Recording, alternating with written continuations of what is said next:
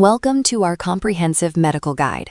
In this video, we will be exploring advanced Parkinson's disease treatments available in Japan, specifically focusing on therapies that go beyond traditional oral pills. Please be advised that the information presented in this presentation was generated with the assistance of NotebookLM, and it is strictly for educational purposes. We strongly encourage you to consult directly with your healthcare professionals for personalized medical decisions. Let us delve into this detailed visual guide covering device-aided and surgical therapies designed to assist patients and their families.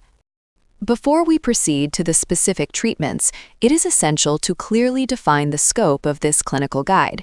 In this video, we will cover established device-aided therapies, surgical interventions such as deep brain stimulation and focused ultrasound, neuromodulation techniques, and intensive rehabilitation programs.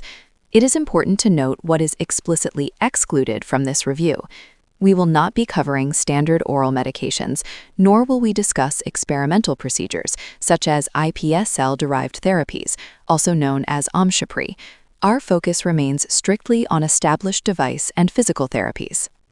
This slide elegantly illustrates the fundamental clinical challenge of motor fluctuations, commonly known as the wearing-off phenomenon.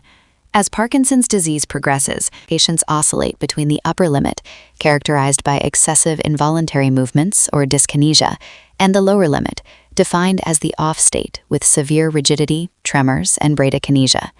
The advanced therapies we will discuss are specifically engineered to flatten this curve and maintain the patient within the green target zone for smooth motor control. Here, we present a comprehensive taxonomy mapping the landscape of advanced Parkinson's disease treatments currently available in Japan. As you can observe on the flowchart, these non-oral interventions are systematically categorized into three primary branches. First, we have targeted surgical procedures, encompassing deep brain stimulation and focused ultrasound. Second, we feature continuous infusion methods, which include subcutaneous pumps and intestinal gel therapies. Finally, we incorporate adjunctive co-modalities, integrating transcranial magnetic stimulation, spinal cord stimulation for pain management, and specialized intensive rehabilitation programs. Let us now examine the specific hardware and neuroanatomy involved in deep brain stimulation, widely known as DBS.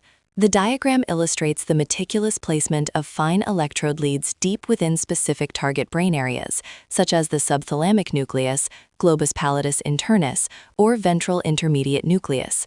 These precise leads are connected via an extension wire, which is tunneled invisibly under the skin down the neck to an implanted pulse generator located in the pectoral region. This highly sophisticated system delivers continuous, carefully adjustable electrical pulses to effectively block the abnormal neural signals responsible for debilitating tremors and severe rigidity. This clinical pathway graph visually demonstrates the profound postoperative efficacy of deep brain stimulation therapy. On the left side, representing the pre-operation phase, you can clearly see the severe and unpredictable motor fluctuations, with the patient rapidly transitioning between good states and severe off periods. Following the rigorous multidisciplinary evaluation and stereotactic surgery, the right side of the graph reveals a remarkably stable, elevated baseline. The primary therapeutic goal of DBS is definitively achieved here, converting those unpredictable, disabling off periods into continuous on time, while simultaneously minimizing the adverse side effects associated with high doses of oral medication. Transitioning from invasive surgery, this slide introduces magnetic resonance-guided focused ultrasound, or FUS. This remarkable technology offers an incisionless thermal ablation alternative, utilizing the X-ablate neurosystem. As depicted, the patient is positioned within an MRI machine, which provides real-time, exquisite anatomical precision. The system then precisely focuses over 1,000 intersecting acoustic waves deep into the brain to create a highly localized thermal lesion, completely ablating the targeted problematic tissue without the use of scalpels.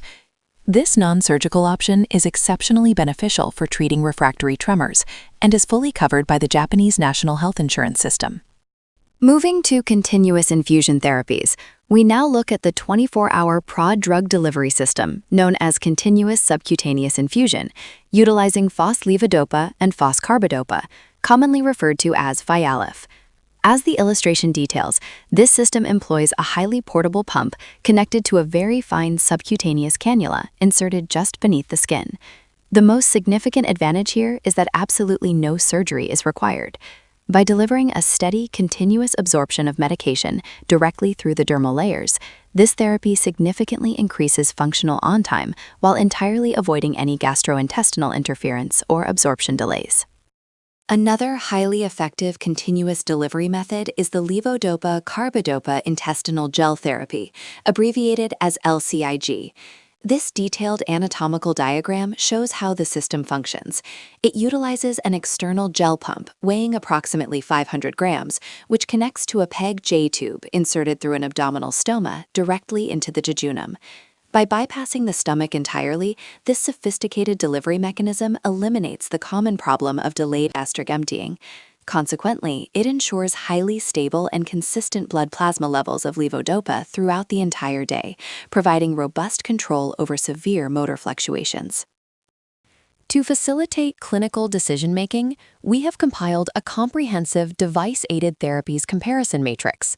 This table systematically contrasts deep brain stimulation, subcutaneous infusion, and intestinal gel therapy across key parameters, including invasiveness, surgical requirements, reversibility, and daily coverage. For instance, while DBS offers continuous 24-hour coverage, it involves high invasiveness and requires brain surgery. In stark contrast, the subcutaneous pump provides similar round-the-clock coverage with exceptionally low invasiveness and absolutely no surgical requirement. Ultimately, the optimal therapeutic selection depends heavily on the individual patient's age, cognitive status, specific motor symptoms, and overall lifestyle goals. Now we turn our attention to advanced neuromodulation techniques, specifically repetitive transcranial magnetic stimulation, or RTMS. This illustration clarifies how this entirely non-invasive outpatient procedure operates. A specialized figure-8 magnetic coil is carefully positioned over the patient's scalp, targeting specific areas such as the motor cortex or prefrontal cortex. The device generates precisely calibrated magnetic pulses that penetrate approximately 3 to 4 centimeters into the brain tissue to safely and effectively modulate cortical excitability. Clinically, RTMS has been applied with significant success, not only for alleviating motor symptoms, but also for treating comorbid depression frequently associated with Parkinson's disease. Addressing the critical issue of chronic pain, which severely impacts many Parkinson's patients, this slide explores spinal cord stimulation, or SCS. The diagram clearly depicts the anatomical placement of epidural stimulating leads directly over the spinal cord, connected to a surgically implanted battery unit. By utilizing the gate control theory of pain, this system emits highly targeted electrical pulses that effectively block severe medication-resistant pain signals before they can reach the brain. Importantly, this intervention always includes a preliminary 7 to 10-day trial period to definitively confirm at least a 50% reduction in pain prior to the permanent implantation procedure. Beyond medical devices, this slide unequivocally proves the clinical efficacy of intensive inpatient rehabilitation programs, typically lasting 2 to 4 weeks. The detailed weekly schedule shows a rigorous, multidisciplinary regimen incorporating physical therapy, occupational therapy, speech therapy, and even specialized music therapy. The bar charts below display statistically significant clinical outcomes. You can observe marked, quantifiable improvements in both the UPDRS Part 2 scores for activities of daily living and Part 3 scores for motor function from admission to discharge. This intensive, highly supervised approach yields measurable enhancements in walking speed, stride length, and significantly reduces the freezing of gait. Understanding the financial implications is absolutely crucial for patients considering these advanced interventions. This slide thoroughly outlines the robust public financial support systems currently navigating healthcare costs in Japan. The shield graphic perfectly symbolizes the comprehensive protection provided. Specifically, the high-cost medical care benefit strictly caps maximum monthly out-of-pocket expenses based squarely on the patient's household income. Furthermore, for those in advanced stages, specifically YAR Stage 3 or higher, the intractable disease subsidy provides substantial additional state financial support. Consequently, highly advanced therapies like DBS, FUS, and continuous infusions are fully and comprehensively covered under Japan's exceptional public health insurance framework. In conclusion, this final diagram masterfully illustrates the integrated treatment journey, powerfully reinforcing that achieving the highest possible quality of life demands a truly multidisciplinary approach. Please observe how the patient is placed precisely at the central core of this paradigm. The journey seamlessly transitions from oral medications to device-aided therapies, supported continuously by neurology and surgical teams, dedicated rehabilitation experts, psychiatric and social support networks, and crucially, family and caregivers. There is no single endpoint in this chronic condition. Advanced treatments are constantly optimized through this dynamic teamwork. Thank you so much for watching this comprehensive guide until the very end. We hope you found this medical information highly valuable. If you did, please hit the like button and subscribe to our channel to support our educational efforts. We look forward to bringing you more insights in future videos. Take care.